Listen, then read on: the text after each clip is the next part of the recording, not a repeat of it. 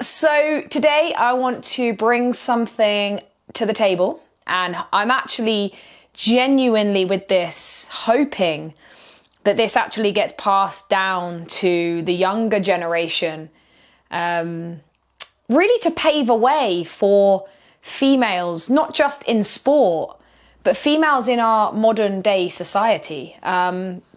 But obviously I'm touching on sport because it's where I'm at, right? You know, it's everything I do.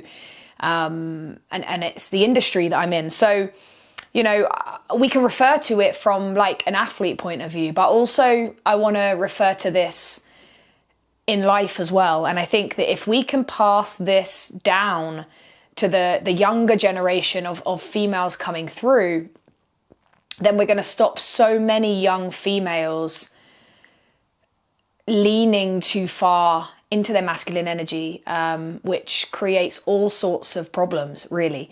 Some of the problems we're seeing with a lot of females who are constantly in their masculine energy. By the way, when I talk about like masculine and feminine energy, I'm not just talking about gender. This isn't a gender thing. It's on an energetic level. So, you know, masculine energy is go, it's action, it's fast paced, it's strength, it's like physical strength, it's leadership. Whereas feminine energy is flow, acceptance, nurture. And we all need a good balance of both as a female and a male, right? Like whatever gender you are, like we need a good element and a good balance of yin and yang, essentially, which is your masculine and your feminine energy. And depending on what situations we're in life, depending on where we're at, depending on what scenario, being able to activate and flow into your masculine and feminine energy at different times is going to create balance. It's going to create more harmonious relationships. It's going to allow you to prevent yourself from like burning out, but equally not being taken advantage of. So there's so many layers to this. And this is something that I've been very deep into over the last 6 years, with a great psychotherapist friend of mine, Matt, and also being, you know, in terms of research, being involved in a lot of things over the last 6 years that has allowed me to expand my knowledge, but also to understand this stuff. And it's stuff that has changed my life. It's altered the way in which I think.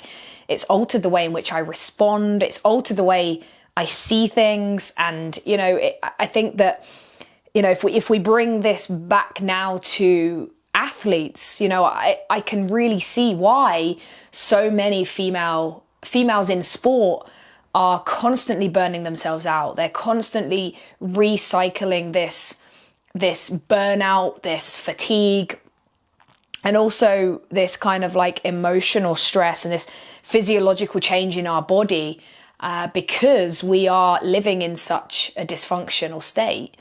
You know, we're seeing in the society now, there's more boost for females in sport, which is insane. Love it. You know, I was in the grassroots of women's football. I was there building women's football up from the grassroots a decade ago. And to see it flourish now and to see the opportunities that young girls have in sport is phenomenal. And it makes me emotional because the state of the you know, the state of the grounds we used to play, and sometimes we wouldn't have our referee turn up to a game. And I'm talking like good level football I used to play. You know, I wasn't just kind of Sunday league, like I wasn't just playing grassroots football, like I was, you know, at West Ham and had a season at Tottenham. And even still, you know, it was free to come and see a game, you know, and the girls are now at Wembley selling tickets and selling out 80,000. So to see how the sport has evolved has been incredible. But if I'm truly deeply honest, I don't feel there is the support or the side of the game, sorry, not just the game, the side of the industry in terms of fitness that is supporting the speed in which females in sport is growing, right? So I feel like we've got this kind of like separation of females excelling, but also living in such dysfunction and not really having that element of support there. Yes, we have nutritionists, we've got psychologists, we've got, coaches, but we don't necessarily have this kind of holistic, energetic support around females in sport. And so what I hope with, bringing more to the table around this type of stuff and actually openly talking about it is hopefully allowing for people to expose this to the younger generation of females in sport. Today in society, we're seeing females and men and female training together, competing together in sports like Hyrox, turf games, like team sport, we're seeing loads and loads of that. But there is a huge missing link right now that is not supporting females understanding their body and why necessarily things are happening, and they don't understand why. And so what we have to understand is if we are competing with men, if we're training with men, we have to understand that, bottom line is this: we are not little men as females. And it saddens me to think that, I probably broke myself 3 or 4 times through my athletic career and in life as a business owner. I probably broke myself 3 or 4 times from trying to live like a man in a woman's body, being a provider, standing on my own 2 feet, having this ethos around trauma related, not needing a man, or I can do this on my own, right? And driven from a place of pain, like a lot of people are. And so the decisions to set up a business and earn my own money and stand on my own 2 feet and be a boss bitch and be an athlete and just all of that, I would say having that attachment and that drive is great, right? It's great. We big up the younger generation. We big up people when they're doing great, when they're succeeding, when they're achieving, when they've got a job promotion to CEO and they've got, so much on. And we respect people for working on 5 hours sleep. We respect people for getting up at 4 a.m. in the morning. But the truth of it is we are a very dysfunctional society when it comes to yin and yang energy, and everybody is in their masculine, everyone is go, go, go, driven by pain, driven by, trauma related, issues trying to prove something, trying to constantly prove our self-worth.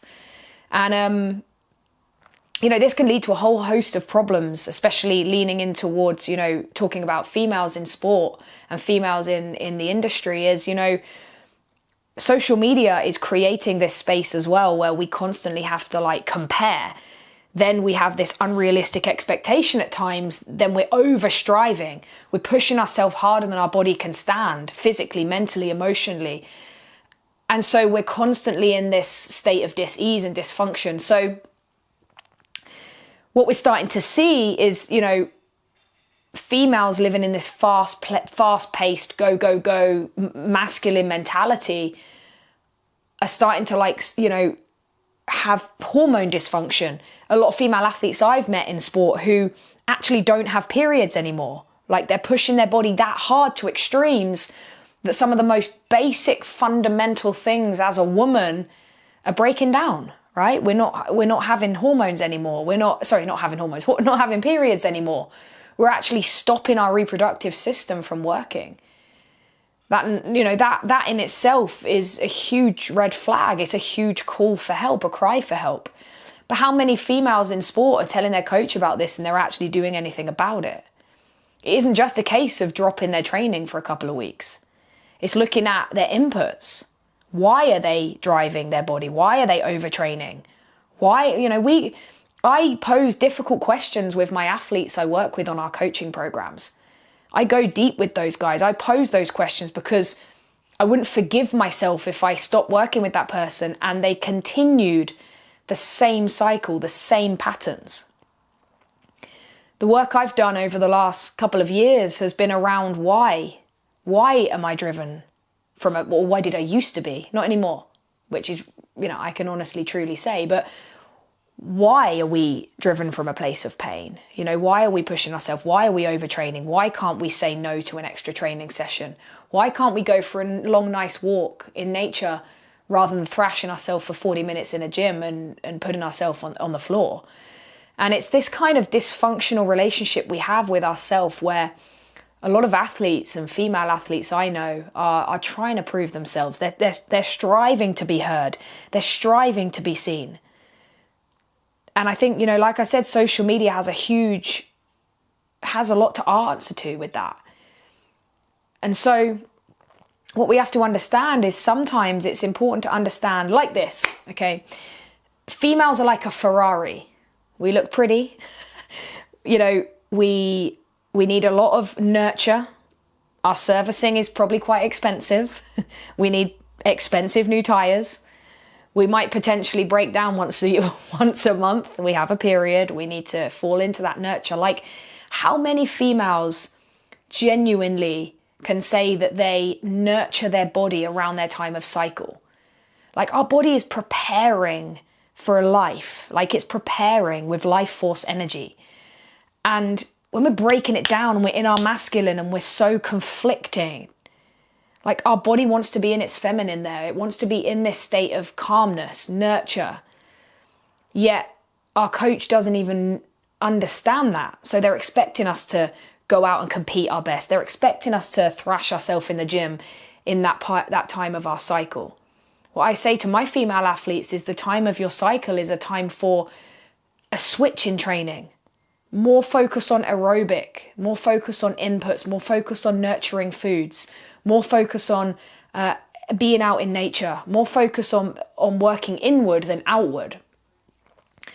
And if we don't do this and we continue this cycle, and then we start to see the problems with hormone dysfunction, we start to see an imbalance in the chemicals in our body as a female, then we are going to start to have, psychological effects. We are going to start to see, anxiety, depression, all of these things, because, our body's like a chemical shitstorm in that time. So when we're thinking about, it deeply saddens me that I used to be in that place, and how incredible I feel that I can now share this with so many who will relate, and so many people that don't understand the impact of energetic work, right? Like, masculine, feminine energy, all of us can flow into all of it, right? When we need to be in leadership mode as a coach, we can fall into leadership mode. When we need to be a leader in our relationship, we can go into our masculine energy. It doesn't matter whether we're a female or a male, right? If our partner's struggling with something and they need leadership, like, we need to embrace our masculine energy to give that leadership and that direction, right? Make that decision. That's all quite masculine energy.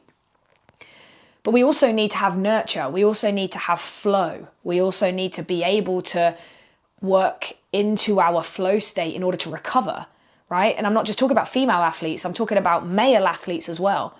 How many male athletes do any kind of work inward, any flow, any mobility, any breath work, any stillness, any central nervous system regulation.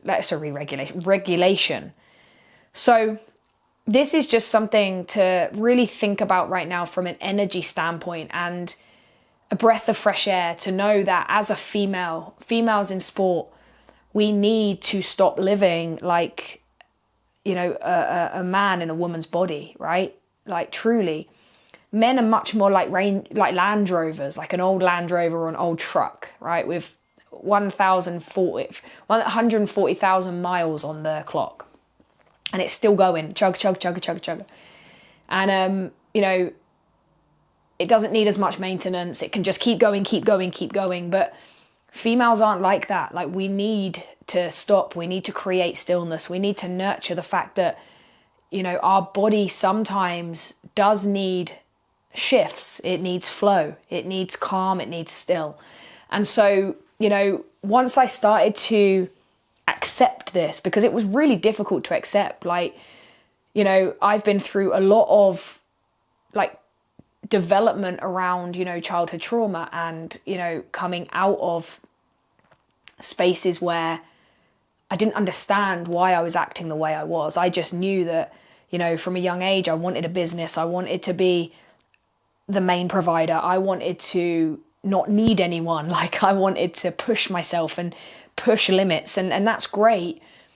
But when it's like that 100% of the time, as a female, we are going to suffer the consequences of living that fast-paced life. So, you know, tapping into our masculine energy when we're ready to compete, when we're ready to go, when we're ready to lead, when we're ready to, you know, be in control and in the driver's seat and show up. But also, I really urge, like I do with a lot of my coaching clients, I really urge you to take some time to create some space around your feminine energy. And I promise you now, your performance will improve, because you're not going to be constantly in a state of dysfunction. You're going to, you know, your body's going to scream thank you, and you're going to probably sleep better. You're going to have a better relationship. You're not going to be stressed out. And from me to you, like, you don't have anything to prove to anybody but yourself. And self-love and self-care is something that we should be pushing on the younger generation of girls coming through in sport. And it's an area that I do believe that needs a lot more attention and a lot more education around it. So that is me. Remember, we are not little men. We are women, and we need to embrace that. And we need to lean into that a lot more as women in sport as well.